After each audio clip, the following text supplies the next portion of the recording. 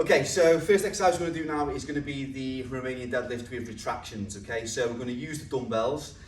From here, we're going to take the dumbbells in this position, so like you do on a normal Romanian deadlift, so your feet are going to be slightly wider than shoulder width apart, bending the knees.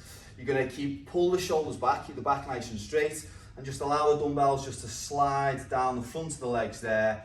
Okay, keeping the back nice and straight, so it's neutral spine all the way through. Feel the stretch in the hamstrings there in the back of the legs, and then just keeping that back straight, pulling the dumbbells up, and as you get to the top, just go into retraction. So you're turning the dumbbells outwards, okay, so you're pulling the shoulders back and squeezing in between your shoulder blades, and then bringing them back again. Slight bend in the knees, nice neutral spine, stretching the hamstrings there, keeping the back nice and straight all the way through, back up to the top, twisting, retract back, and then go again, all the way down, stretch, back up, and then twisting back, like so.